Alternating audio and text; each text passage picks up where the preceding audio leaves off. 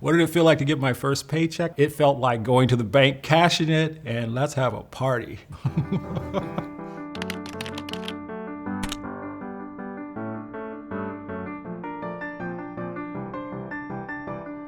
Tell me about your first job. It's kind of complicated because it starts out while I'm still in school. I went on a cooperative education job in my junior year, and that was with the National Park Service. That then led to an offer from the National Park Service in Falls Church, Virginia, outside of DC. My job title, I think I was probably a junior draftsperson or junior landscape designer. How did you prep for your first day on the job? I think I had to get a tie because the job was actually in a high-rise building, and I had never worked in a high-rise building as a 19, 20-year-old, and so I think I probably had to get a good shirt and a good tie.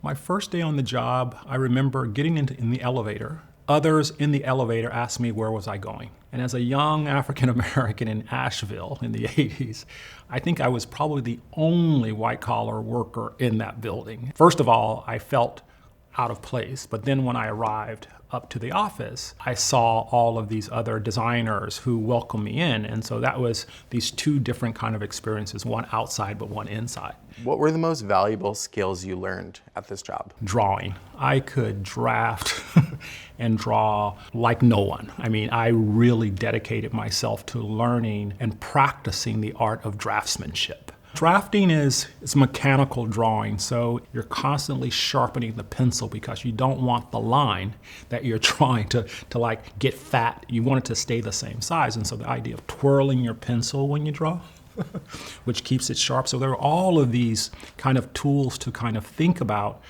technical drawing. And by the time I got back to school, I mean, it was just, drafting was nothing. You could tell too that practice, those 3 months of practicing every day really paid off. What did it feel like to get your first paycheck? I probably went home and showed it to my father. You know, my father was, you know, a career service person. He was very proud that I actually went to college and I actually graduated because I was the first in my family. And I think I probably went home and shared that with him. And what were some of the projects you worked on in this job? A visual inventory of the Blue Ridge Parkway. Imagine if you're driving a car and you're looking out of the window at the landscape. The entire road experience is choreographed. Most people don't know this, but as you're driving, we would go out and we would take photos of what you would see. And in some cases, we would actually manipulate the landscape in certain ways to actually make it more beautiful or more rugged. The thing that I learned about making projects from the beginning was it was a very empowering position to be in. That I could actually have an idea, make something, and people would actually use it.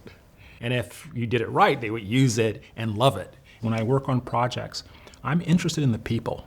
I'm interested in people in the place. And once you understand how people live in a place, the design then comes out of that. Can you think of any challenges you overcame while working at the job? In most rooms that I go in, I'm the only person that looks like me. And it took me a while to get comfortable with that, and I wouldn't even say I've gotten comfortable with it, but I recognize that within the profession of architecture, landscape architecture, urban design, that there are very few people of color who achieve a certain platform in the profession where they can actually make work. Did you have a favorite boss or any memorable instructors? Oh, I had a ton of memorable people. I've never shied away from people, you know, who are offering advice, and that's something that I really, really relish now, being the director of the program, and to be mentors to those under me so that I'm paying it back. What are some of the usual words of advice you share with mentees? One of the things I talk to them a lot about is prolificity. You have to find ways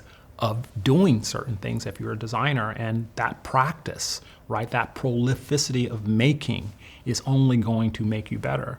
You know, people always ask, how did you come up with that? But people are not seeing, they're not seeing the work, right? They're not seeing the weekends that I'm in my studio working. They're not seeing that, and I don't talk about that because in a way the work becomes magic in a certain way. Looking back, what would you share with the younger version of yourself who is starting that job on their first day?